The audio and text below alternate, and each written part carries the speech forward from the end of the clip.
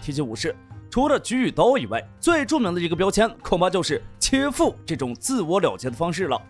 但实际上，切腹并非什么自古以来的传统，它的历史比很多人想象中要短得多。这一切可能还要从一场攻城战说起。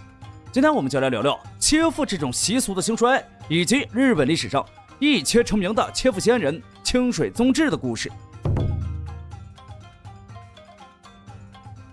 提起日本武士，当然脑子里第一个蹦出来的画面就是一个大叔一脸悲壮，拿着短刀对着肚子就是一记暴力切割。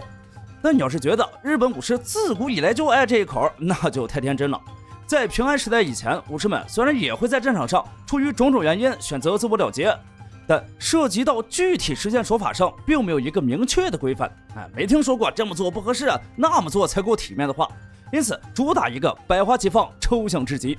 有的哥们儿喜欢在嘴里含着太刀，然后从奔驰的马上一跃而下；有的哥们儿喜欢套上几件重型铠甲，来一场说走就走的跳海旅行；有时候还得拽着几个垫背的。在原平和战中，著名的弹指浦之战里，平氏猛将平教经便是在袁义经8艘跳的追逐下，随手抓住2名袁氏士兵一跳了之。甚至还有人觉得斩首才更干脆，果断拒绝了死在乱军之中的结局。因此那时候切腹不仅不流行，甚至被视为一种非常规狠活。历史上第一个留下姓名的切腹代言人名叫藤原保辅，这哥们儿出生于公元988年。严格来说，他并非什么达官显贵，而是一个搞事被抓的罪犯。为了拘捕他，当场给自己来了一场腹部开窗手术，把内脏都掏出来了。结果硬是撑到第2天才在牢里咽气儿。这种死法在当时的人看来，除了这人真狠之外，完全没有后来那种名誉感。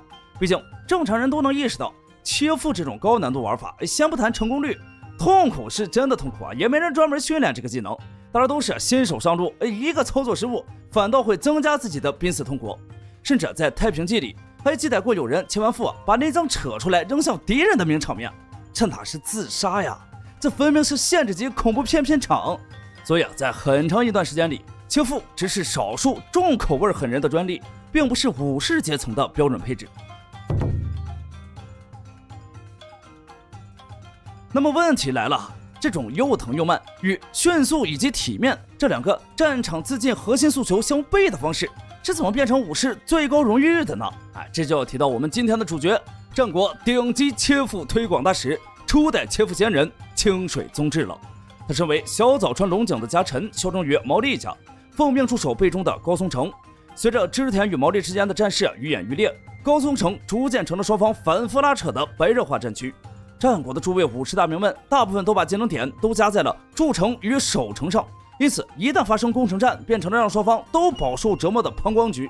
清水宗治驻守的高松城也一样。然而令他没想到的是，这次敌方的统帅是战国非常稀有的攻城名手，此人就是那个战国戏份最多的男人猴子羽柴秀吉。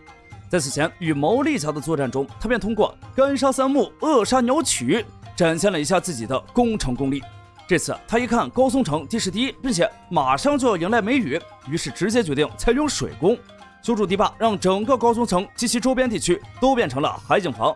然而就在高松城化为陆上孤岛，上下都做好成线的心理准备时，猴子这边突然接到密报，本能寺之变爆发了，主公织田信长被反贼明智光秀当作食材在本能寺烤了。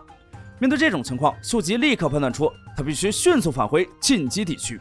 一方面是收拾残局，为主公报仇，另一方面也是为了在失去家主后混乱的织田家利益分配问题上抢占先机。然而眼前还有一个麻烦事，那就是高松城。如果直接选择原地撤退，回过味的毛利家必然会在身后追击，这就是展现外交实力的时候了。秀吉必须在毛利家得知信长死讯前与其签订停战协议，以确保在之后的中国大返还中没有后顾之忧。于是在停战协议中，他提出了一个条件，只要城主清水宗治自尽，便可保城中百姓和士兵的性命。不得不说，清水宗治也确实是条汉子。得知此事后他便决定为了保护自己的家臣与主家，牺牲自己也无妨。对于秀吉一侧来说，现在赶时间最重要的就是制造一个既成事实，让毛利放弃追击。而对于毛利侧来说，救援高松城的难度极高，因此虽然牺牲清水宗治这样的忠臣是个不小的损失，但能换来一城安堵，从实用主义的角度来说也是相当经济实惠的。因此最终双方在各种事宜上达成了一致，终于在6月4号清水宗治的公开切腹秀开始了。一般人遇到这事儿啊，可能也就找个没人的角落一刀了事儿，然后突然把脑袋交给对方，这单就算完成了。但清水宗志不一样，他是体面人，或许也有政治表演的考虑啊。总之，他的切腹最终变成了一场公开演出，交战双方都进行了现场观摩，秀吉甚至亲自为他送上壮行用的美酒佳肴。在双方几万大军的围观下，清水宗志乘着一艘小船离开了高松城，并在水面上跳了段舞后，当众切腹自尽，留下辞世诗：夫是今日度，武名留高松。日后秀吉对他的行为大加赞扬，称其为古今武士的名剑。当然了，即便抛开一些浪漫化的描述，从务实的角度来看，秀吉给予他如此高的评价也是很合理的。因为毛利家在不久后便得知了信长的死讯，最终却并没有撕毁停战协议。既然如此，那猴子自然也要给足毛利一方面子。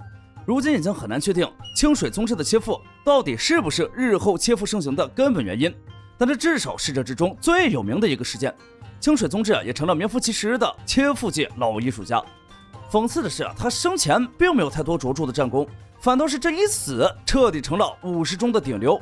差不多同样在战国时期，家臣随主公殉死的风俗也逐渐流行。此时，这些家臣选择的往往也都是切腹。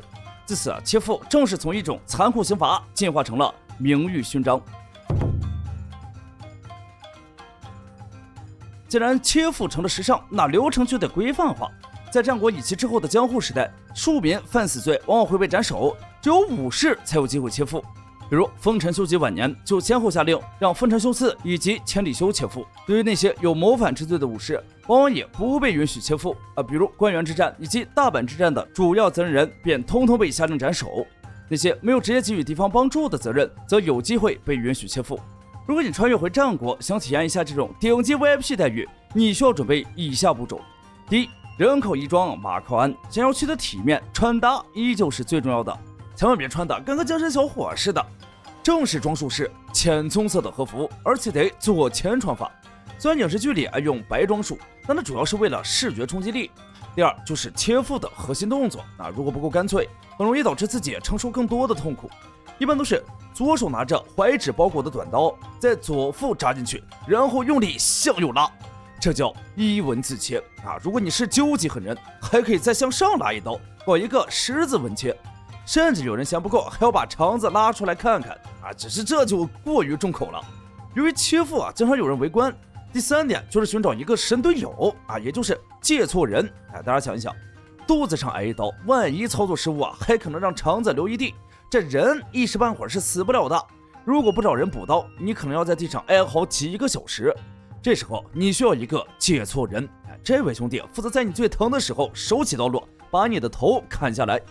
这里有个细节顶级的借错人不能把头完全砍断，要留一层皮连着，让头挂在胸前。为什么？